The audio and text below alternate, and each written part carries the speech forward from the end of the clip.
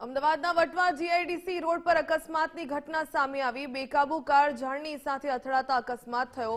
અકસ્માતમાં કાર ચાલક 24 વર્ષીય યુવક હોવાનું સામે આવ્યું। અકસ્માતના સીસીટીવી ફૂટેજ પણ સામે આવ્યા, જેમાં 24 વર્ષીય યુવકનું મોત થયું।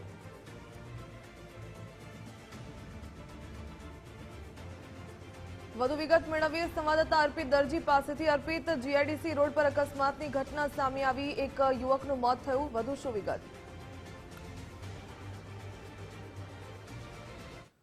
અકસ્માતની ઘટના બની, જેમાં આકાશ ગોસ્વામી નામનો યુવક છે કે જે ચાંગોદરમાં આવેલી ખાનગી કંપનીમાં નોકરી કરે છે। આકાશની પત્ની કે જે બારેજડી ખાતે પિયરમાં ગઈ હતી, એને લેવા માટે જઈ રહ્યો હતો અને એ દરમિયાન જ આ એક્સિડન્ટ કાર ચલાવી રહ્યો હતો અને કાર પર એને કાબુ ગુમાવ્યો અને કાબુ ગુમાવવાના કારણે લેફ્ટ સાઈડ પર એટલે ફૂટપાથ પર એરિયામાં એક વૃક્ષ આવેલું હતું। એ સીધી વૃક્ષ સાથે પોતાની ગાડી અથડાઈ હતી અને ભયાનક એક વિસ્ફોટ પ્રકારનું નાનું જે સીસીટીવી ફૂટેજ છે એમાં જોવા મળી રહ્યું છે અને આ અકસ્માતમાં એનું ઘટના સ્થળે જ મોત થયું છે અને જે સીસીટીવી ફૂટેજ સામે આવ્યા છે એના પરથી અંદાજો લગાવી શકાય છે કે આ અકસ્માત કેટલો ભયંકર ભયાવહ હતો।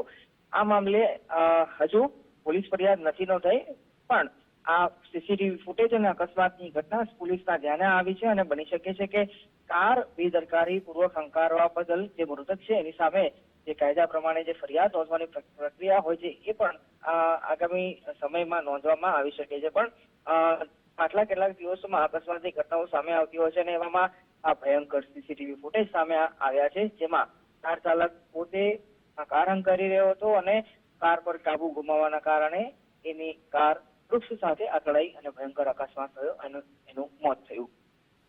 જી, ધન્યવાદ જાણકારી બદલ।